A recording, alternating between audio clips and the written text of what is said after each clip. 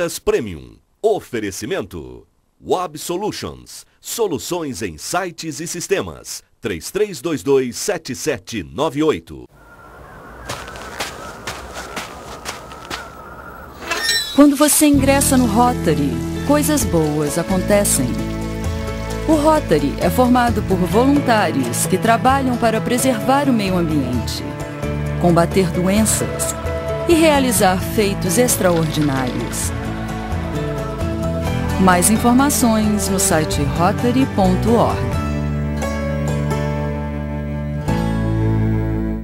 Olá, eu sou Daniel Ferreira e esse é mais um quadro Dicas Premium. O nosso tema de hoje é a importância do idioma no mundo corporativo. Para falar sobre esse assunto, eu trouxe aqui a Melissa Jardim Domingues, ela que é pedagoga formada pela Universidade Brás Cubas, formanda em Gestão de Pessoas pela FGV e diretora do IASG. Melissa, seja muito bem-vinda ao quadro Dicas Premium. Muito obrigada, é um prazer estar aqui. Que bom. Vamos lá, para a gente começar então, você poderia responder qual a importância de se falar uma outra língua nos dias de hoje? Bom, hoje em dia, com o mundo globalizado e a possibilidade de se fazer negócios em outros países, com empresas multinacionais, é fundamental o conhecimento, especialmente do inglês e do espanhol, certo, que possibilita essa comunicação, travar negócios, viagens, inclusive pelo motivo da produção do conhecimento, que atualmente é feita especialmente no idioma inglês. Pesquisas, artigos. Exatamente. Tudo isso a grande maioria é produzido especialmente em inglês. É uma língua internacional, portanto, se você se apropria do inglês, você consegue se apropriar de todo esse conhecimento. Tá, você já afirmou então que as línguas mais faladas no mundo empresarial são o inglês e o espanhol.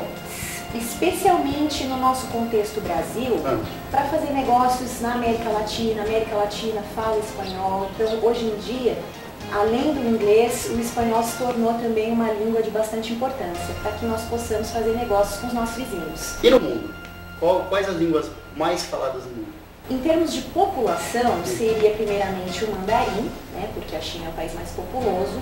Em segundo lugar, nós temos o hindi, que é a língua falada na Índia, que também falam inglês, mas isso é uma outra língua, que eles também falam na Índia. Em terceiro lugar, o inglês, seria a língua mais falada. Houve aí um certo modismo sobre o mandarim, né?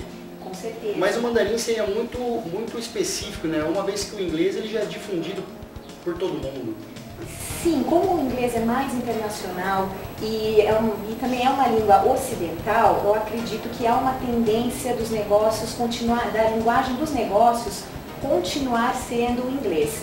Porém, para empresários que têm intenção de firmar negócios com empresas na China, é interessante o conhecimento de mandarim para fortalecer relacionamentos. É aquela questão cultural, né? O brasileiro ele tem esse hábito de se esforçar para falar uma outra língua quando chega um estrangeiro no nosso país, né? Só que quando a gente vai para o país dos outros, eles querem que a gente fale o idioma deles, né? Não acontece mesmo. Acredito que é uma questão cultural, porque o brasileiro ele tem muito essa característica de ser hospitaleiro e para isso ele se desdobra.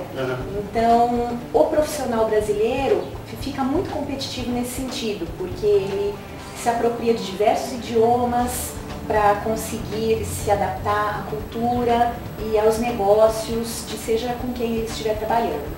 Tá certo. Bom, no mundo globalizado que nós vivemos hoje, então, podemos afirmar que quem não fala um segundo ou até mesmo um terceiro idioma fica para trás quando o assunto é mercado de trabalho?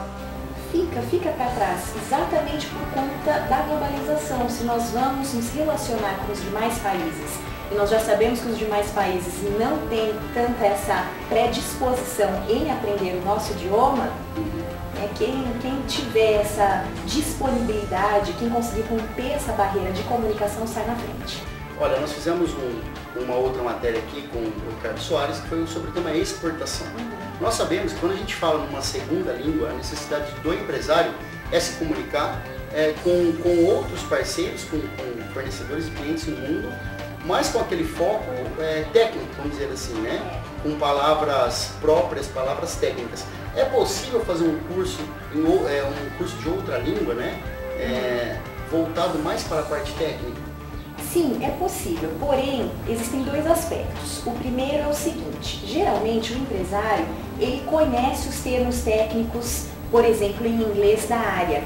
A maior dificuldade desse empresário está em usar o inglês geral para colocar esse vocabulário no contexto.